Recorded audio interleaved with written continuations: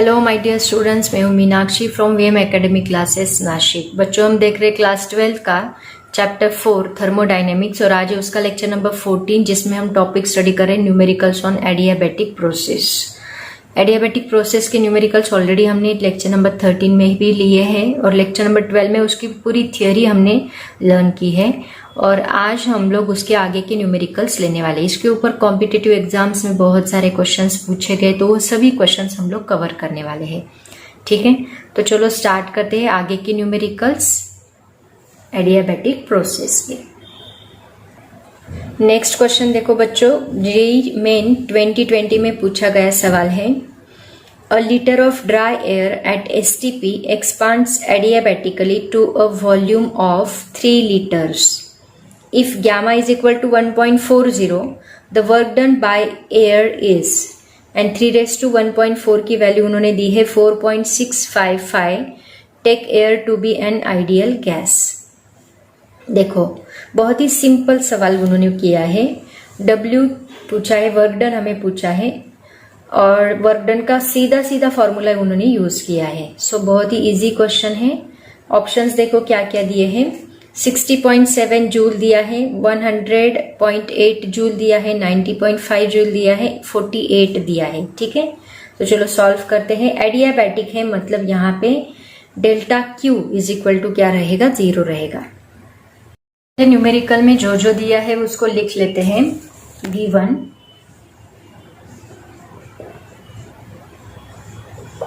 given a liter of dry air at STP मतलब P1 जो है वो रहेगा अपना atmospheric pressure that is 10⁵ pascal. Air है इसका मतलब एटमॉस्फेरिक प्रेशर लेना पड़ेगा 10⁵ pascal at STP standard temperature pressure. Expands adiabatically a volume of 3 litre मतलब V1 है 1 लीटर। 1 लीटर की मीटर क्यूब में वैल्यू कितनी होती है, 1 × 10⁻³ मीटर क्यूब। एंड V2 कितना दिया है, 3 लीटर मतलब ये कितना आएगा, 3 × 10⁻³ मीटर क्यूब। ठीक है, V1 V2 मिल गया। और क्या दिया है देखो, gamma कितना दिया है, that is equal to 1.40 and 3⁻⁴ की वैल्यू उन्होंने दी है दैट इज इक्वल टू 4.655। ठीक है, और हमें निकालना है work done. So W is equal to watt. तो अभी वर्क डन का वही फॉर्मूला हम लोग यहाँ पे यूज करेंगे। कौन सा वाला, W is equal to P2V2 minus P1 V1 divide by 1 minus gamma. अभी यहाँ पे आपके नोट्स में जो दिया है वो γ-1 दिया है, γ-1 और यहाँ पे माइनस साइन दिया है मतलब इसका मीनिंग सेम ही रहेगा। ये γ-1 करो, यहाँ पे माइनस साइन दो, नहीं तो ये माइनस अंदर मल्टीप्लाई करके 1 माइनस γ करो। सो दोनों का मीनिंग यहाँ पे सेम ही रहेगा। अभी देखो, सबसे पहले तो आपको सभी वैल्यूज पता होनी चाहिए। अब इसमें से हमें P1 पता है, V1 पता है, V2 पता है, γ पता है, लेकिन P2 हमें पता नहीं है। तो सबसे पहले हमें P2 निकालना पड़ेगा। P2 हम कैसे निकालेंगे, by using the formula PV⁻γ is equal to constant.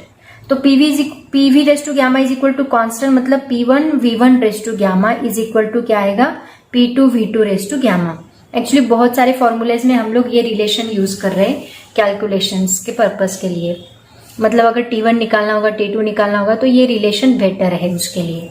तो अभी देखो यहाँ पे हमें P2 निकालना है तो V2 को इधर शिफ्ट करो। तो P2 is equal to P1 × V1 divide by V2। ये V2 इस साइड जाके डिवाइड होगा और दोनों को हम लोग कॉमन एक गैमा देंगे। ठीक है, so that is equal to P1 की वैल्यू हमें पता है, डाल दो।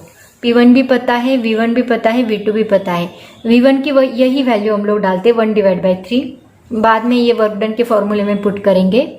अभी P1 की वैल्यू 10⁵ डालो इंटू V1 1 है एंड V2 3 है। रेस टू क्या है, γ कितना होता है 1/40। अब देखो यहाँ पे हमें जो वैल्यू मिलेगी 10⁵, P2 की वैल्यू पहले निकाल लेते हैं। P2 is equal to 10⁵ as it is रहेगा इंटू 1⁻1.4 1 ही आएगा डिवाइड बाय ये 3⁻1.4 आएगा। 1:1.4 की वैल्यू हमें 1 ही मिलेगी, लेकिन ये 3:1.4 की वैल्यू उन्होंने दी है, कितनी दी है 4.655। सो P2 की वैल्यू हमें यहाँ पे क्या मिलेगी, 10⁵ डिवाइड बाय 4.655, ये वैल्यू 4.6555 पास्कल, ये हमें P2 मिलेगा। ठीक है, अब आपके पास ये सभी वैल्यूज है, P2 है, V2 है, P1 है, V1 है, गामा है। तो इन सभी वैल्यूज को हम इसके अंदर पुट करेंगे और W निकालेंगे, हमें W ही चाहिए। तो देखो P2 जो हमने निकाला वो कितना है, 10⁵ डिवाइड बाय 4.6555 पास्कल। ठीक है, ये वैल्यू मैं अभी इसके अंदर डालती हूँ। So W is equal to minus P2 की वैल्यू डालो, क्या है 10⁵ डिवाइड बाय 4.655 इंटू V2 कितना है 3 इंटू 10⁻³ माइनस P1 की वैल्यू है 10⁵ इंटू V1 की है 1 इंटू 10⁻³ डिवाइड बाय गामा कितना है 1.4 in -1। Okay, that is equal to, अब ये देखो कितना आएगा 10⁵ माइनस 10⁻³ मतलब ये आएगा 10⁻²। 5 माइनस 3 कितना आता है 10⁻²।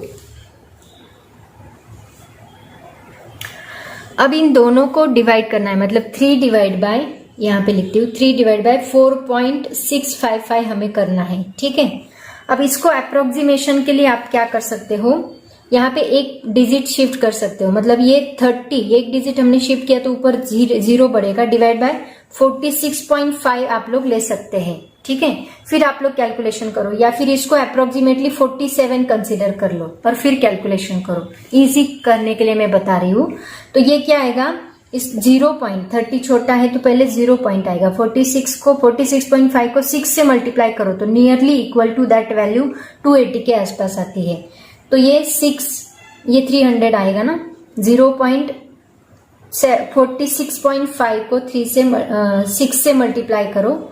देखो कैलकुलेशन के लिए मैं इजी बता रही हूँ आपको, 46.5 46.5 nearly equal to 279 point something आता है, मतलब 300 में से आप 279 करो और ऐसे कैलकुलेशन करते जाओ। ठीक है, वो नियरली इक्वल टू 21 आता है, तो वापस 0 बढ़ाया तो इसको 4 से मल्टीप्लाई करो, मतलब ये जो आंसर आपका आता है इसका कैलकुलेशन आप करके देखोगे तो आपको मिलेगा 0.6444, मतलब इन दोनों का जो डिवीजन हम करेंगे वो कितना मिलेगा 0.6444 इंटू ये 10⁵ माइनस 3 कितना आएगा 10⁻² आएगा। ठीक है, कैलकुलेशन तो आपको सीखने ही पड़ेंगे।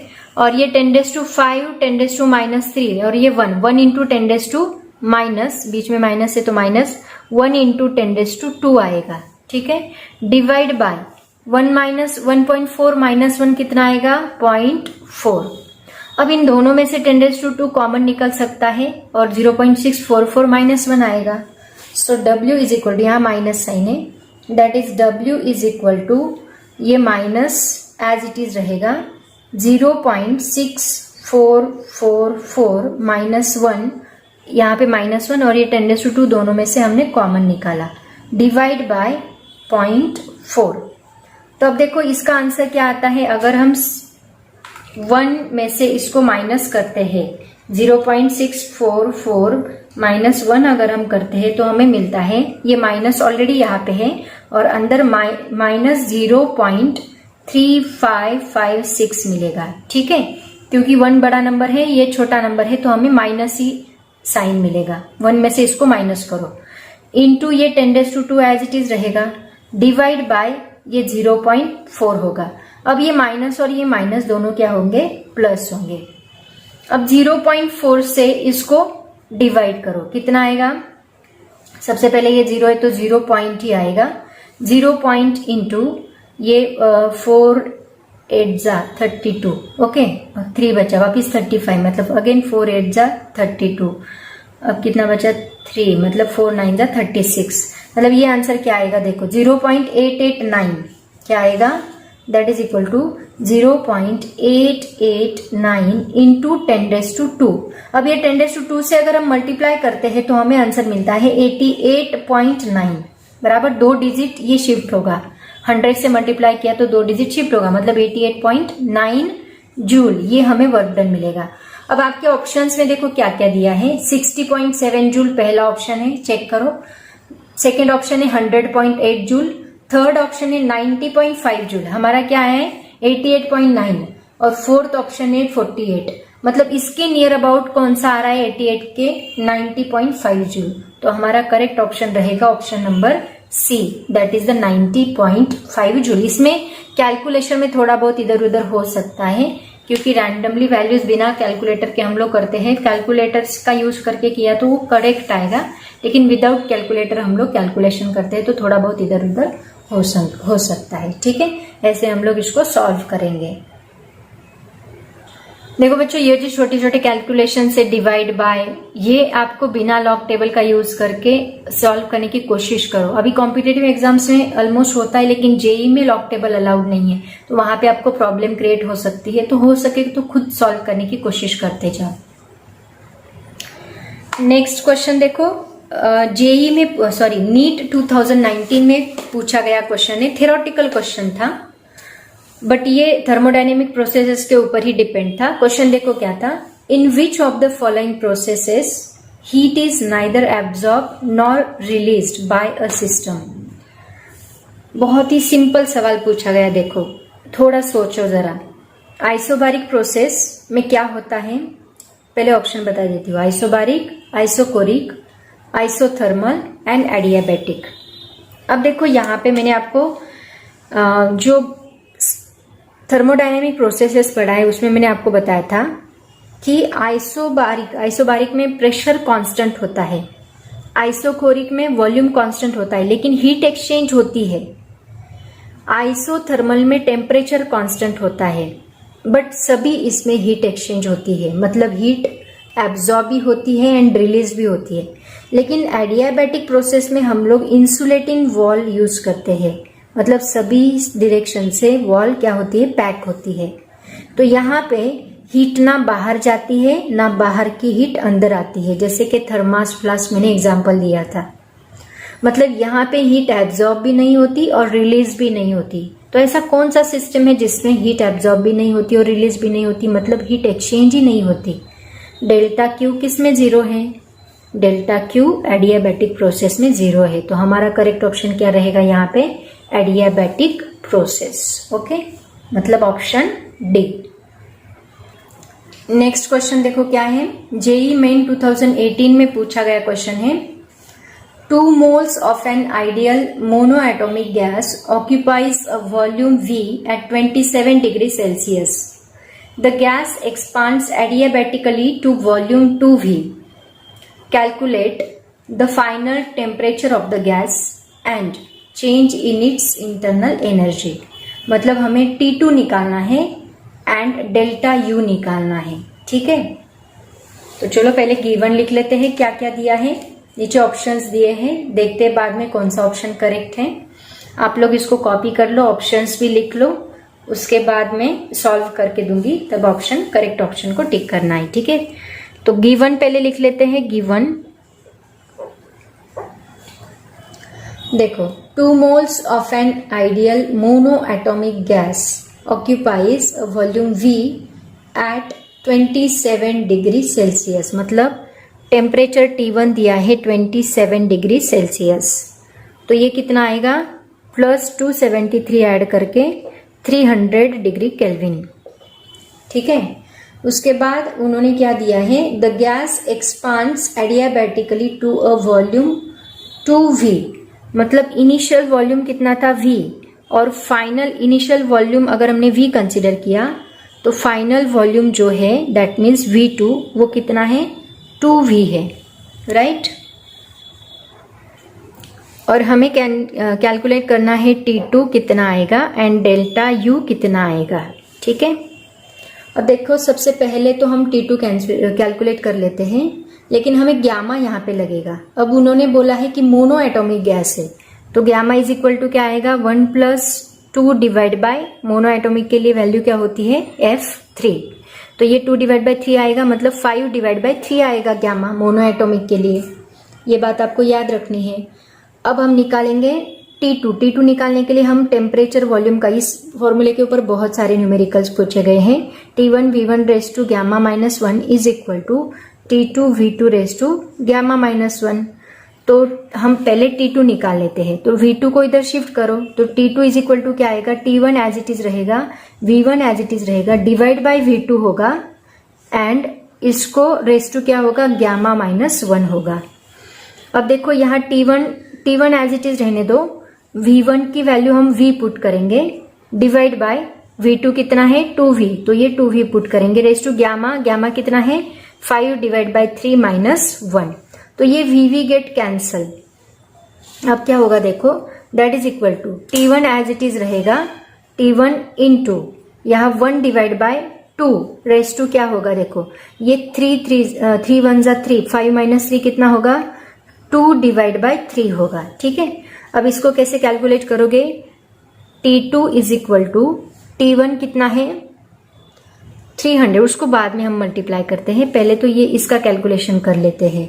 इसका कैलकुलेशन क्या आएगा देखो, T2 इंटू T1 इंटू 1, ये स्क्वायर पहले दे दो, 1 का स्क्वायर कितना आएगा 1, 2 का स्क्वायर कितना आएगा 4 and 1 divide by 4 raise to 1 divide by 3 आएगा।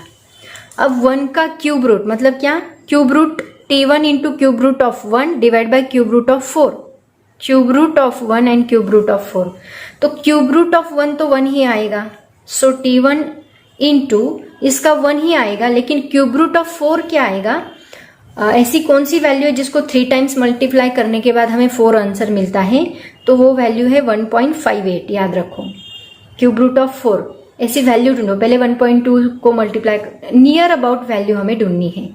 जैसे कि क्यूब रूट ऑफ 8 क्या होता है 2 होता है, तो उसका हाफ 4 है, तो 4 क्या रहेगा, तो 2 से कम ही रहेगा, 2 से कम वैल्यू ढूंढते जाओ, 1.8 पहले करके देखो, 1.6 करके देखो, ऐसे वैल्यूज करके देखो तो आपको पता चलेगा 1.58 को अगर हम 3 टाइम्स मल्टीप्लाई करते हैं तो हमें 4.0 समथिंग वैल्यू मिलती है, मतलब यहाँ पे आंसर हमें मिलेगा 1.58, दैट इज इक्वल टू, अगर हमने इसका कैलकुलेशन किया तो ये कैलकुलेशन इजी करने के लिए हम इस पॉइंट को इधर शिफ्ट कर लेते हैं, तो ये ऊपर 0 बढ़ेगा, मतलब 10 डिवाइड बाय 15.8 हम लोग कंसिडर कर लेते हैं।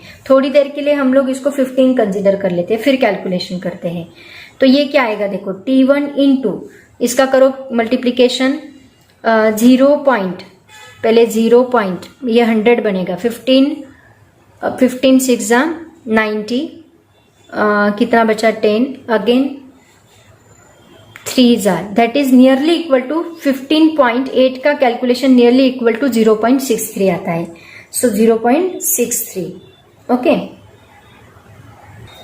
अब इन दोनों का मल्टीप्लीकेशन करके देखो, आपको 100 के नियर अबाउट वैल्यू मिलेगी, 15.8 को और 100 को मल्टीप्लाई करके देखो, near about 10 point something value आपको मिलेगी, तो इसका आंसर हमें मिलता है 0.63। अब यहाँ T1 को 300 से मल्टीप्लाई करना होगा, 300 इंटू 0.63, अब ये सीधा सीधा मल्टीप्लीकेशन है, आप लोग कर सकते हो, इसका आंसर आता है दैट इज 189 केल्विन। ये हमें क्या मिला, T2 मिला। इन दोनों को मल्टीप्लाई करने के बाद T2 इज इक्वल टू मिलेगा 189 केल्विन, जो कि आपका ऑप्शन नंबर ए है। अभी देखो यहाँ पे ऑप्शन नंबर ए में भी उन्होंने 189 दिया है और सी में भी उन्होंने 189 दिया है, लेकिन आपको डेल्टा यू भी तो निकालना है। डेल्टा यू ए में उन्होंने माइनस दिया है एंड सी में प्लस दिया है, वही वैल्यू बस प्लस माइनस उन्होंने दी है, तो डेल्टा यू निकालते हैं। अब देखो यहाँ पे माइनस है कि प्लस है, एक्चुअली आपको ये कैलकुलेट करने की जरूरत भी नहीं है, उन्होंने बस प्लस माइनस का डिफरेंस दिया है, उससे ही आपको क्लियर हो जाता है, आंसर कैलकुलेट करने की जरूरत भी नहीं है, लेकिन मैं कैलकुलेट करके बताऊंगी, क्योंकि डिफरेंस क्या है, बस एक में प्लस है और दूसरे में माइनस है। अब मुझे बताओ, ये गैस यहाँ पे एक्सपांड हो रही है, अभी यहाँ पे हम लोग हीट अप्लाई नहीं कर रहे, मतलब Q यहाँ पे 0 है, हीट बिल्कुल भी अप्लाई नहीं कर रहे, और गैस अगर एक्सपांड हो रही है एडियाबैटिकली, मतलब अमाउंट ऑफ हीट एक्सचेंज 0 है, गैस एक्सपांड हो रही है, मतलब वो उसकी इंटरनल एनर्जी यूज कर रही है और फिर एक्सपांशन कर रही है, और इंटरनल एनर्जी यूज कर रही है मतलब इंटरनल एनर्जी क्या हो रही है, डिक्रीज हो रही है। अगर इंटरनल एनर्जी डिक्रीज हो रही है तो उसको कौन सा साइन रहेगा, माइनस साइन रहेगा।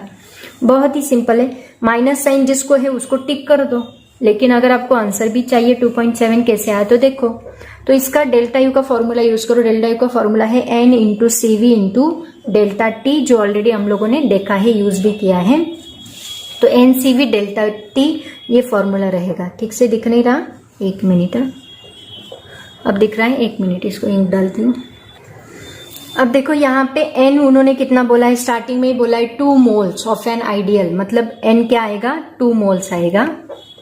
CV मैंने आपको काइनेटिक थ्योरी ऑफ गैसेस में बोला है, मोनो एटॉमिक गैस के लिए CV की वैल्यू होती है 3/2R।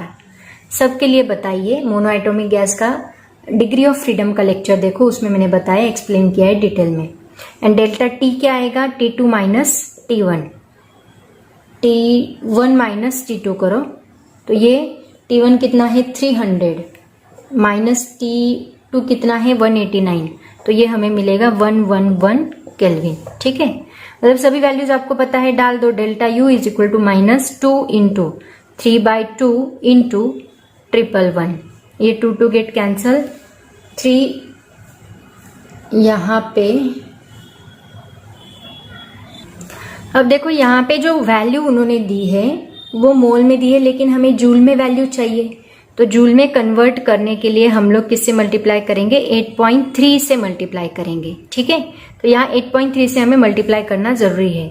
तो इसका आंसर क्या आता है, दैट इज इक्वल टू, इन तीनों का मल्टीप्लीकेशन किया तो वो हमें मिलता है 2.76 किलो जूल मिलता है, क्योंकि ये किलो जूल की वैल्यू है। ठीक है, 8.3 किलो जूल इससे मल्टीप्लाई किया तो इन्होंने 2.76 किलो जूल में दिया, इसलिए हमने इसको 8.3 इंटरनल एनर्जी को 8.3 से मल्टीप्लाई किया है। ठीक है, तो ये हमारा माइनस में आंसर रहेगा, क्योंकि ये माइनस है, इसलिए ये हमारा माइनस में आंसर रहेगा। तो उन्होंने ऑप्शन ए में देखो क्या दिया है, ऑप्शन ए उन्होंने दिया है फर्स्ट 189 केल्विन और सेकेंड का आंसर दिया है -2.76 किलो जूल, और सी में बस यही ऑप्शन दिया है 189 केल्विन और सेकेंड में ये प्लस में दिया है 2.7 किलो जूल, 76 नहीं दिया है, बस 2.7 दिया है। अब यहाँ मैंने बोला माइनस, इससे आपको पता चल जाएगा, ये कैलकुलेट करने की जरूरत भी नहीं पड़ेगी। ठीक है, समझ में आया सबको? ऐसे हम लोग ये क्वेश्चन को सॉल्व करेंगे। अगर आपको जेई देना है तो ये क्वेश्चंस पढ़ो, अगर आपको नहीं देना तो इसको इग्नोर किया तो भी चलेगा। देखो बच्चों, इसके पहले के टॉपिक में हमने क्वेश्चन नंबर 12 तक आपके नोट्स के जो MCQs है क्वेश्चन नंबर 12 तक सॉल्व किए थे, आपको याद होगा तो, मतलब क्वेश्चन नंबर 12 तक इसके पहले के टॉपिक के ऊपर डिपेंड थे। अब आगे के जो क्वेश्चन है क्वेश्चन नंबर 13 से, वो थर्मोडायनेमिक प्रोसेसेस के ऊपर डिपेंड है, तो अभी के अभी अगर हमने सॉल्व किया तो आपको ज्यादा समझ में आएगा।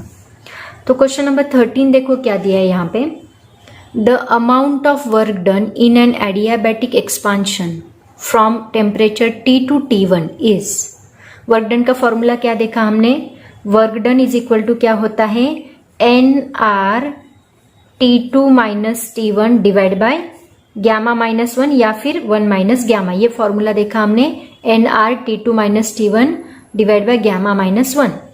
तो यहाँ पे n अगर 1 मोल कंसीडर किया तो ये 1 रहेगा, मतलब R divide by gamma -1 into यहाँ पे T to T1 बोला है, मतलब T माइनस T1 रहेगा। तो कौन सा करेक्ट ऑप्शन रहेगा, ये वाला। वर्क डन का सीधा सीधा फॉर्मूला बस यूज किया है उन्होंने, बाकी कुछ भी नहीं किया है। 2 फॉर्मूलेज है ना वर्क डन के एडियाबैटिक में, एक P2 V2 minus P1 V1 divide by 1 minus gamma, और दूसरा NR T2 minus T1 divide by gamma -1। तो ये फॉर्मूला यहाँ पे यूज होगा, बाकी सभी फॉर्मूले गलत थे। देखो यहाँ divide by gamma 1 minus gamma नहीं है, यहाँ पे T2 माइनस T1 दिया ही नहीं है, यहाँ पे T2 माइनस T1 दिया है लेकिन गैमा -1 मल्टीप्लाई किया है, तो डिवाइड होना चाहिए, that means this one is the correct option. Reversible thermodynamic process, reversible and irreversible thermodynamic process में हमने क्या स्टडी किया है, पहले जब P2V ग्राफ ऐसा है और वापस V2P ऐसा है, मतलब यहाँ पे दोनों डायरेक्शन से क्या हो रही है, प्रोसेस हो रही है, राइट ना। ये रिवर्सिबल में हमने स्टडी किया, मतलब ये यूनिडायरेक्शनल हुआ क्या, नो। साइक्लिक प्रोसेस हुआ क्या, no. It is not unidirectional, not cyclic process, so it is the bidirectional, क्योंकि यहाँ A to B and B to C path change होता है, राइट ना। सो ये हमने स्टडी किया था। This is the reversible thermodynamic, irreversible and irreversible का लेक्चर देखो, उसमें आपको समझ में आएगा। उसके बाद देखो नेक्स्ट पॉइंट क्या है, during an adiabatic process the cube of the pressure of a gas is proportional to the fifth power of its volume. The ratio of specific heat Cp by Cv for that gas is, देखो क्या बोला है, during an adiabatic process the cube of the pressure मतलब P cube is directly proportional to V⁵ करके देखते हैं। देखो क्या बोला है उन्होंने, P cube is directly proportional to V⁵, so P is equal to K into V⁵ आएगा, P cube is equal to K into V⁵ आएगा। तो यहाँ पे अगर हमने क्यूब रूट लिया तो हमें क्या मिलेगा, P is equal to K⁵ divide by 3 मिलेगा। ये क्यूब अगर हमने क्यूब रूट लिया तो मतलब V की पावर क्या आ रही है 5/3। सो हमें पता है PV⁻γ इज इक्वल टू क्या होता है, कांस्टेंट होता है। तो यहाँ पे गामा की वैल्यू हमें क्या मिल रही है, V की पावर क्या मिल रही है 5/3, और उन्होंने क्या पूछा है Cp divide by Cv is equal to क्या आएगा, तो Cp डिवाइड बाय Cv को ही हम क्या बोलते हैं गामा, और गामा हमें कितना मिल रहा है 5/3। सो करेक्ट ऑप्शन क्या होना चाहिए हमारा 5/3। सो यहाँ पे देखो पहला ऑप्शन दिया है 3/5, दूसरा ऑप्शन दिया है 4/3, तीसरा ऑप्शन दिया है 3/2 और चौथा ऑप्शन दिया है 5/3। So this one is the correct option. उसके बाद देखो क्वेश्चन नंबर 16 क्या दिया, ऑलरेडी ऐसा एक क्वेश्चन हमने सॉल्व किया है। Choose the correct process for the curves shown in the diagram. A, B and C pressure constant है, प्रेशर कांस्टेंट को हम क्या बोलते हैं आइसोबारिक, मतलब A क्या है आइसोबारिक, B में वॉल्यूम कांस्टेंट है तो वॉल्यूम को हम लोग आइसोकोरिक बोलते हैं, और यहाँ एक तो एडियाबैटिक एक तो आइसोथर्मल। तो यहाँ तीन ही ऑप्शन दिया, आइसोथर्मल दिया ही नहीं है, आइसोबारिक आइसोकोरिक एडियाबैटिक। तो पहला ही ऑप्शन यहाँ पे करेक्ट है, क्योंकि A क्या है आइसोबारिक, B आइसोकोरिक और ये एडियाबैटिक, बाकी कोई भी ऑप्शन देखने की जरूरत ही नहीं है। उसके बाद देखो question number 17, match the following column. Isobaric में यहाँ फर्स्ट लॉ ऑफ थर्मोडायनेमिक आपको यूज करना पड़ेगा। देखो आइसोबारिक में प्रेशर कांस्टेंट होता है, आइसोकोरिक में वॉल्यूम कांस्टेंट होता है, आइसोथर्मल टेम्परेचर कांस्टेंट होता है, एडियाबैटिक में एक्सचेंज ऑफ हीट होती ही नहीं है, मतलब क्यों होता ही नहीं है। तो देखो इसमें से कौन सा ऑप्शन करेक्ट आएगा, फर्स्ट लॉ इक्वेशन हमें बस वेरीफाई करना है। तो देखते हैं, सबसे पहले देखो फर्स्ट लॉ का इक्वेशन क्या है, Q is equal to delta U plus W। तो पहला उन्होंने ऑप्शन दिया है आइसोबारिक, आइसोबारिक में क्या होता है प्रेशर कांस्टेंट होता है, प्रेशर इज ऑलवेज कांस्टेंट। इसका मतलब यहाँ पे अगर प्रेशर कांस्टेंट उन्होंने डेल्टा U के फॉर्म में दिया है, so delta U is equal to क्या आएगा Q माइनस W आएगा। अगर प्रेशर कांस्टेंट है तो यहाँ पे बस W की जगह पे हमें क्या मिलेगा P इंटू डेल्टा V मिलेगा, ऐसा इक्वेशन हमें मिलेगा। बाकी पूरा इक्वेशन सेम रहेगा, मतलब delta U is equal to हमें क्या मिलेगा Q माइनस W मिलेगा, ये एज इट इज रहेगा क्योंकि इसमें प्रेशर कांस्टेंट है। बाकी कोई भी टर्म यहाँ पे अफेक्ट नहीं करती, प्रेशर कांस्टेंट है तो इंटरनल एनर्जी तो रहेगी, उसके बाद अमाउंट ऑफ हीट तो अप्लाई हो ही रही है, वॉल्यूम चेंज हो ही रहा है, बस प्रेशर यहाँ पे कांस्टेंट है, मतलब ये पूरा इक्वेशन हमें मिलेगा। तो ये इक्वेशन उन्होंने किसमें दिया है C में दिया है।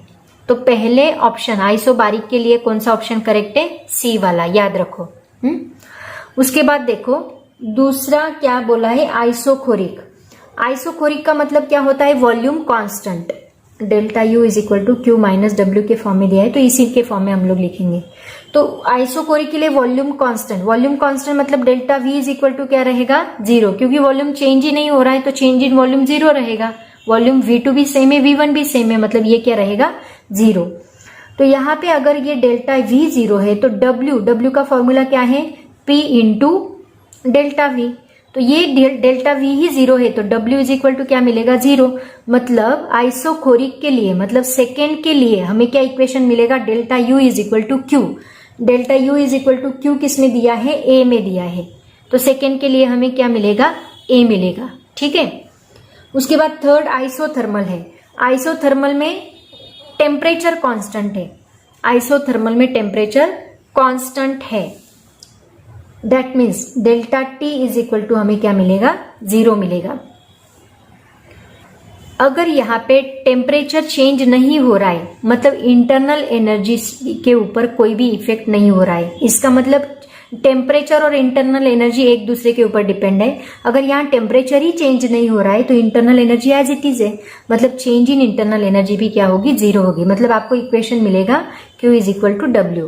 सो थर्ड आइसोथर्मल के लिए हमें D इक्वेशन मिलेगा, क्योंकि Q is equal to W हमें किस में दिया है, D में दिया है। उसके बाद फोर्थ वाला, फोर्थ है एडियाबैटिक। एडियाबैटिक में क्या जीरो होता है, Q ही जीरो होता है। अगर एडियाबैटिक में Q जीरो होता है तो इंटरनल एनर्जी किसके ऊपर डिपेंड करती है, बस W के ऊपर। So delta U is equal to minus W या plus W। So delta U is equal to W आपको C में दिया है, मतलब फोर्थ में एडियाबैटिक है, फोर्थ के लिए क्या होना चाहिए, सॉरी एक मिनट, इसके लिए B दिया है, C नहीं है, ये B है। तो फोर्थ के लिए क्या है, C, क्योंकि delta U is equal to Q minus W ये B में दिया है। तो देखो ऑप्शन क्या मिल रहे हैं हमें, 1B, 2A, 3D and 4C। 1B, BA, DC याद रखो। हाँ देखो आइसोबारिक के लिए B, आइसोबारिक के लिए B कहाँ दिया है, यहाँ दिया है, यहाँ दिया है, IB मतलब फर्स्ट B। आइसोकोरिक के लिए क्या देखा हमने, A, delta U is equal to Q ना, क्योंकि डेल्टा V जीरो है तो W जीरो, तो आइसोकोरिक के लिए delta U is equal to Q मिलेगा, मतलब 2 के लिए A, तो 2 के लिए A यहाँ पे दिया है, यहाँ C दिया है, मतलब ये तो ऑप्शन कट हो गया, ये दोनों तो आ ही नहीं सकते, पहला ही ऑप्शन गलत है। A दिया है। थर्ड में थर्मल, टेम्परेचर जीरो मतलब डेल्टा U जीरो, तो बस Q is equal to W मिलेगा, तो D, थर्ड के लिए D। एंड एडियाबैटिक में Q जीरो है, इसका मतलब delta U is equal to W मिलेगा, तो C। तो अपना C ऑप्शन जो है वो करेक्ट ऑप्शन है। समझ में आया सबको, ऐसे हम लोग इसको सॉल्व करेंगे। नेक्स्ट देखो क्या है, when a thermodynamic system is taken from state A to state B, state A to state B मतलब ऐसे गई और ऐसे गई, यहां से यहां, उस वक्त ACB as shown in the figure 100 calorie, मतलब Q कितना दिया है, 100 calorie and given to the system and 60 calorie worth work is done, मतलब Q 100 कैलोरी है एंड W 60 कैलोरी है ACB के लिए। मतलब Q1 और W1 नाम दे सकते हैं, Q1 is 100 calorie and W1 is 60 calorie. उसके बाद यहां से हीट जा रही है, देखो ADB, मतलब सेकेंड पाथ उन्होंने दिया है। If along the path ADB the work done is worth 20 calorie, मतलब वर्क डन W दिया है इसके लिए, लेकिन इसके लिए Q नहीं दिया है, तो हमें Q2 फाइंड आउट करना है। Then the heat flowing into the system in this case would be, तो यहाँ Q2 फाइंड आउट करना है। अब यहाँ पे देखो मैंने आपको एक बात बताई थी, आपको याद होगी कि नहीं पता नहीं, लेकिन आप लोग देखो फर्स्ट लॉ ऑफ थर्मोडायनेमिक के कुछ वीडियोस देखो, उसमें मैंने बताया था कि ये जो प्रोसेस होता है ये पाथ पे डिपेंड नहीं करता, it is independent on the path, मतलब इंटरनल एनर्जी जो है वो पाथ के ऊपर डिपेंड नहीं करती। इसका मतलब इसके लिए भी डेल्टा U सेम रहेगा एंड इसके लिए भी डेल्टा U सेम रहेगा। तो यहाँ पे हमें फर्स्ट लॉ ऑफ थर्मोडायनेमिक का ही यूज करना है। कैसे देखो, तो दोनों पाथ के लिए delta U1 is equal to क्या रहेगा, डेल्टा U2 रहेगा। सपोज ये पहले पाथ का डेल्टा U1 है, दूसरे पाथ का डेल्टा U2 है, तो पहले पाथ के लिए उन्होंने Q1 कितना दिया है, 100 कैलोरी दिया है एंड W1 कितना दिया है, 60 कैलोरी। एंड दूसरे पाथ के लिए मतलब Q2 हमें फाइंड आउट करना है और W2 उन्होंने कितना दिया है, 20 कैलोरी दिया है। So delta U1 is equal to delta U2 है। फॉर्मूला क्या है फर्स्ट लॉ ऑफ थर्मोडायनेमिक का, Q is equal to delta U plus W, मतलब delta U is equal to क्या रहेगा, Q माइनस W। तो यहाँ पे हम लिख सकते हैं Q1 minus W1 is equal to Q2 minus W2। अगर ये दोनों इक्वल है तो पाथ के ऊपर डिपेंड नहीं करता। इसका मतलब वैल्यूज डाल दो, मिल गया आपको answer. 100 minus 60 is equal to Q2 निकालना है माइनस 20, 100 माइनस 60 कितना होता है, 40 is equal to Q2 minus 20 को इधर शिफ्ट करो तो Q2 इज इक्वल टू क्या होगा, 40 प्लस 20 मतलब कितना आएगा, 60 कैलोरी, जो दिया है आपका ऑप्शन नंबर C। ठीक है, चेक करते हैं। देखो 120 कैलोरी, 100 कैलोरी एंड 60 कैलोरी, समझ में आया? तो ये आपका करेक्ट आंसर, बहुत ही इजी न्यूमेरिकल था। उसके बाद देखो नेक्स्ट क्या है, 1 mole of diatomic ideal gas undergoes a cyclic process ABC as shown in figure. 1 mole N कितना दिया है, 1 mole diatomic ideal gas undergoes cyclic process ABC, मतलब A, B and C ऐसे cyclic process कर रहा है वो as shown in figure. The process BC is adiabatic. यहाँ पे BC जो है ये adiabatic है, दिख ही रहा है, इसका कर्व जो है वो हमें adiabatic का दिख रहा है. The temperature at A, B and C are, temperature कितना दिया है 400 kelvin, 800 kelvin, 600 kelvin and CV की वैल्यू दी है 5/2 R. और ऑप्शंस देखो इसके क्या दिए हैं. पहला ऑप्शन देखो, the change in internal energy in whole cyclic process is 250 R. ये तो बिल्कुल ही रॉन्ग है, क्योंकि इंटरनल एनर्जी साइक्लिक प्रोसेस के लिए 0 होती है, मतलब delta you in cyclic process क्या होता है 0 होता है, क्योंकि इंटरनल एनर्जी चेंज होती ही नहीं साइक्लिक प्रोसेस में, वो कांस्टेंट ही होती है. तो कांस्टेंट रहती है, इसका मतलब चेंज क्या रहेगा 0 रहेगा. तो ये delta U is equal to हमें क्या मिलेगा 0 मिलेगा. Second, the change in internal energy delta U हमें निकालना है. CA के लिए कितना दिया है 700, AB के लिए -350, BC के लिए -500. अभी इसमें से कौन सा, तो भी एक ही ऑप्शन करेक्ट होगा, क्योंकि CA के लिए हम निकालते, सबके लिए हमें इंटरनल एनर्जी निकालनी होगी, तो हम फाइंड आउट कर सकते हैं कि इसमें से कौन सा ऑप्शन करेक्ट है. सबके लिए डेल्टा यू आपको निकालना पड़ेगा. तो देखो ग्राफ कुछ इस प्रकार दिया है उन्होंने. तो अभी सबके लिए हमें डेल्टा यू निकालना है. तो सबसे पहले CA के लिए निकालते हैं. CA इज इक्वल टू, तो यहां सबसे पहले डेल्टा यू का फॉर्मूला क्या होता है, एक मिनट दिख नहीं रहा आपको. CA के लिए निकालते हैं. डेल्टा यू का फॉर्मूला क्या होता है NCV डेल्टा T. अब इन्होंने CV आपको देके रखा है. CV कितना दिया है 5/2 R, ये देके रखा है उन्होंने. और डेल्टा T हमें यहाँ टेम्परेचर से मिल जाएगा. N की वैल्यू उन्होंने 1 मोल बताई है. ठीक है, मतलब N इज इक्वल टू 1 है, CV is equal to delta 5/2 R है. तो डेल्टा T निकालो, बस वैल्यू मिल जाएगी आपको. तो इसके लिए डेल्टा T क्या रहेगा, किसके लिए CA के लिए. CA कितना है 600 और ये कितना है 400. तो ये final temperature minus initial temperature, मतलब 400 माइनस 600 कितना होगा -200. तो ये 1 इंटू 5/2 इंटू ये कितना है 400 माइनस 600. तो ये कितना आएगा, that is equal to 1 into 5/2 minus 200, 5/2 into -200. तो ये कितना होगा 200, मतलब -500 आंसर आएगा. ये -500 डेल्टा यू. लेकिन उन्होंने ऑप्शन में कितना दिया है, देखो जरा ऑप्शन, अगर आपने कॉपी किया होगा तो ऑप्शन उन्होंने दिया है, ऑप्शन बी देखो क्या दिया है. CA के लिए कितनी वैल्यू दी है 700 R दी है. ये कितनी आती है, यहाँ 5/2 R है ना, R मतलब यहाँ R रहेगा तो 500 R रहेगा, तो ये 700 R आ रही है. इसका मतलब ये हमारा ऑप्शन इनकरेक्ट है, बी भी करेक्ट नहीं है. अब देखते हैं दूसरा ऑप्शन. दूसरा उन्होंने AB के लिए बताया है internal energy for AB. AB देखो A एंड B. तो delta U is equal to N कितना है 1 इंटू 5/2 R. सबके लिए N एंड CV सेम रहेगा, डेल्टा T बस चेंज होगा. ये कितना है 800 माइनस 400 AB के लिए. 800 माइनस 400 कितना होता है 400. तो ये कितना होगा 200 एंड दैट इज 1000, मतलब ये आएगा 1000 R.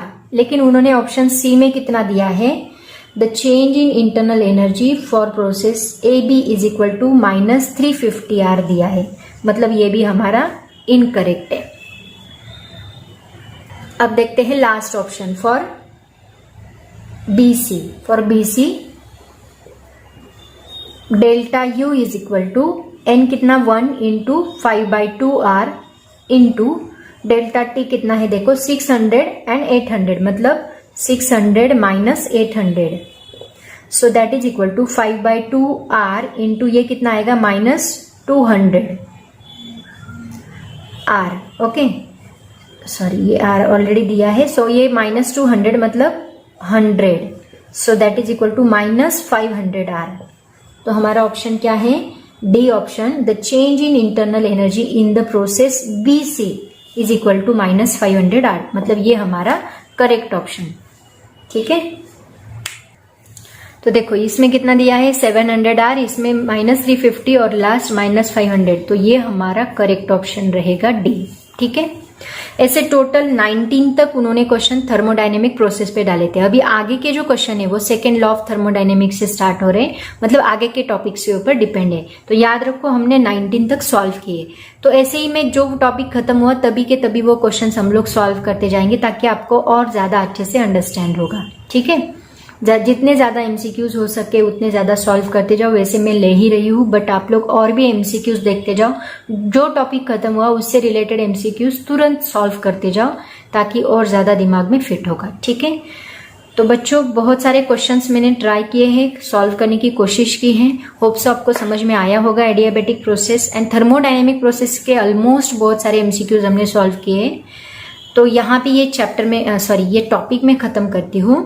तो आज के लिए इतना काफी है। Thank you so much and bye bye.